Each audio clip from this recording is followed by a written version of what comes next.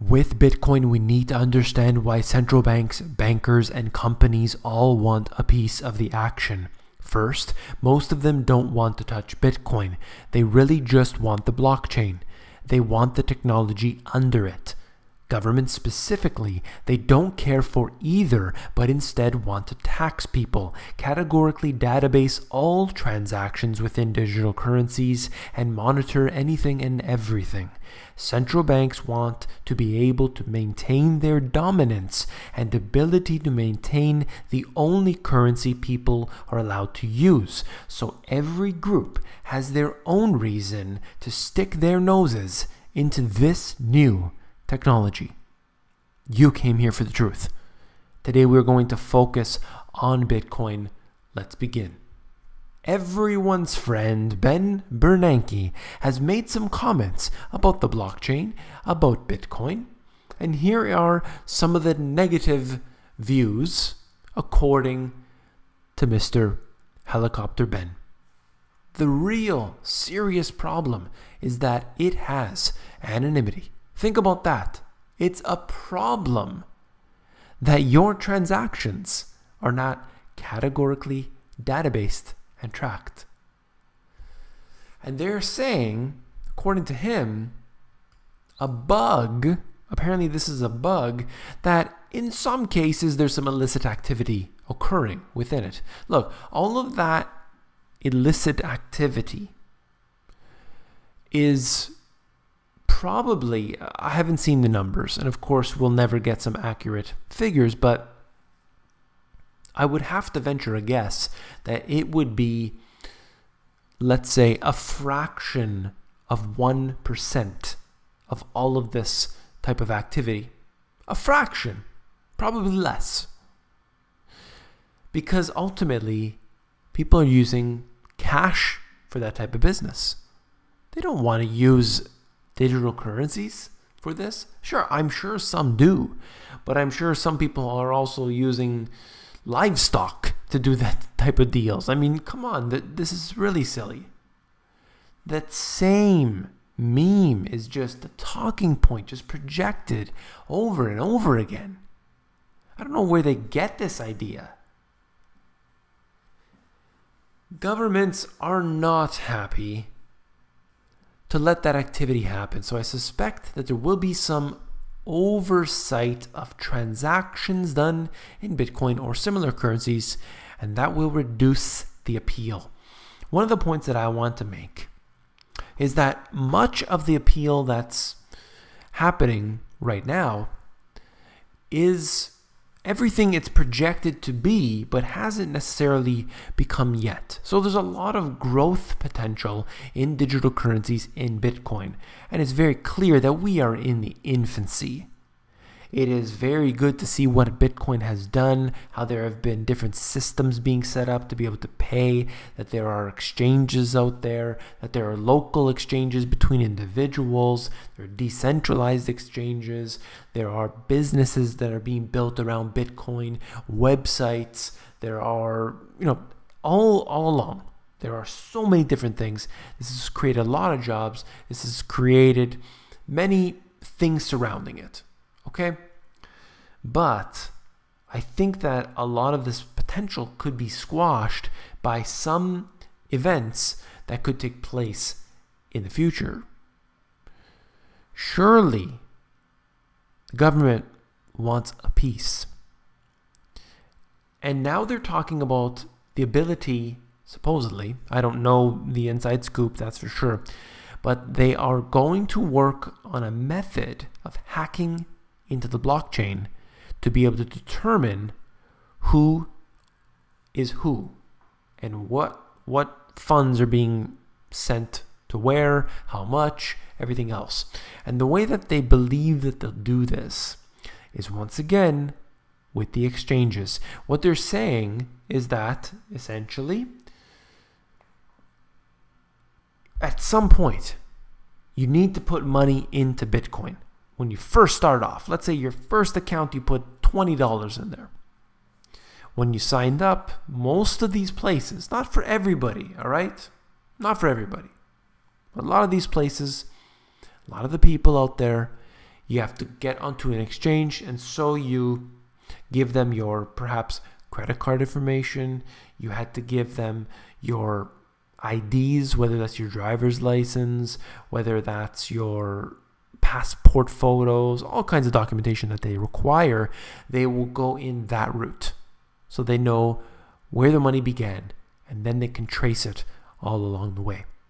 That's what they intend on doing. I don't know if it's possible. I know that there are different methods that people use, the tumbling methods, I believe it's called, and they are able to get into different currencies which have more anonymity. But I think that there is some potential issues here with that. If that's not something that you care about, then there's really no issue here. What I believe is that a lot of people are buying into the euphoria, and I think that's bad. Let me get into my opinion on it. If you just hang on here for a second, let me just cover these articles really quickly. I want to talk about this. The Bank of Papua New Guinea and ABT Associates to establish PNG, Digital Commerce Cryptocurrency Association. They are going ahead and developing the infrastructure for a digital currency. This is big. Although the country may not be necessarily economically a powerhouse, it just shows you that these countries are getting into digital currencies. Now look at this. The Prime Minister of Vietnam approved a plan to scrutinize and streamline the legal framework for the management of cryptocurrencies such as Bitcoin in Vietnam. So this is big. Vietnam, you can see that they are just one of the countries that are getting into the digital currencies. You look also to countries like China, Japan, and South Korea that are also very, very interested in Bitcoin. Now, I'm not talking about necessarily the government, but the people there are really excited about Bitcoin. That's where a lot of the activity is coming from. The mining, you can see that coming from the people's involvement in it, all of the different exchanges and the websites and everything that's being set up. You can definitely see that that part of the world is clearly much more into it than the West is, although everyone seems to be involved these days. Okay, and last but not least, just wanted to cover this. The state of Delaware has passed amendments to state law that make it explicit for the right to trade stocks on the blockchain. This is big as well. It's part of the US now. It's not federally. It's not something that will necessarily be here tomorrow, but I think that it's important. This was actually a little while ago, if I remember correctly. Doesn't matter. What I wanted to say is that there are all of these legal frameworks being put into place, whether it is in the US or whether it's in Vietnam or anywhere. It's something that's very bullish for the price of Bitcoin, the price of all cryptocurrencies as a result. Okay, you saw my sort of mainstream analysis on that. Now let me get to the point that I want to make. For me, for digital currencies, for cryptocurrencies, I believe that we should never chase the price. Okay, if you think that it's currently Bitcoin is at, let's say, 4,000 today, and you think it's going to be 5,000 tomorrow, then you buy in today because you want to sell tomorrow. I don't think that's a good thing to do. I don't like the fact that people anticipate appreciation, and that causes sort of these fluctuations within the markets. That goes for stock markets, that goes for real estate, that goes for everything else. It's a speculation. So I don't judge anybody for those who want to do that. Absolutely not. By all means, do what you wish. I'm talking about what I do, what I believe. This is my own opinion. So you can get into that, you can do so. You have to be able to sell at the right time, and a lot of people will. A lot of people will make a lot of money on that, whatever asset that is. A lot of the euphoria is built around the fact that everything's going to stay the same. Now, what if, for me, let me just point this out. For me, what makes Bitcoin great, what makes digital currencies great, is that the governments are not involved. At least what we can see surface level. I don't know what's going on behind the scenes. At this time, if you do transactions within Bitcoin, or any other digital currency, you send money overseas, you send $1 million from one person to another, nobody's coming to your door. Nobody's knocking on the door. You're not going to get a bill at the end of the year, tax bill, and nobody's investigating you at this time. The governments bring in the legal framework and they figure out a way to find out who you are. I assure you, they're going to tax you. It's going to lose that ability to be able to be anonymous. Maybe truly it's not anonymous. I don't know. I really don't know that. What I'm saying is right now, you could be making millions and millions of dollars in Bitcoin, other currencies, and they're not going to come to your door. The IRS isn't going to say, you owe us that tax money. So all of that could change should they decide to put in more of these legal frameworks, and I see them doing that. So I don't like that. I really don't. I want them to ignore Bitcoin. I don't want the price of Bitcoin to even go up. I'm not one to believe that, because I would rather it stay lower. I would rather it just be between you and I and the people out there, just to do our own thing. They're slowly and just in the shadows, setting up all of the different infrastructure, keeping the transactions very, very cheap, and not having the price go crazy, because that brings the media attention, that brings the government attention, and they are getting smarter about it. They're getting wiser about it.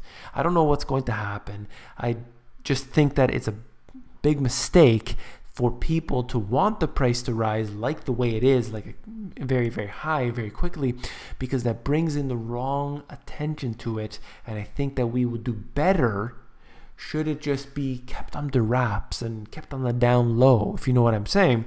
So that's my opinion on it.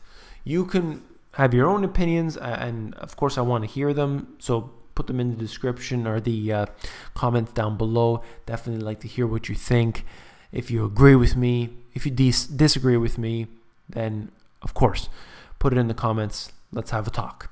If you found this video informative, if you appreciate my freedom of speech, then give me a thumbs up. If you don't like freedom of speech, give me a thumbs down.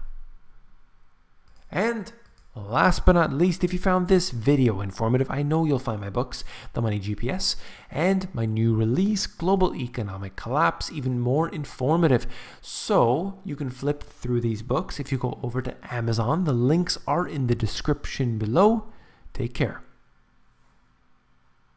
Just want to let everybody know that because of all the issues that are going on YouTube, I'm also diversifying. I've got into 2 other sites, that is Steemit, which is a blockchain-based social media platform. It's very new. You actually earn a digital currency known as Steem on there, for those who don't know. So check that out, Steemit. It's in the description, as well as VidMe. I'm also on VidMe as well. It's very easy for me to upload to there. That's one of the major reasons why I'm on there. VidMe, Steemit. The links are in the description. Take care.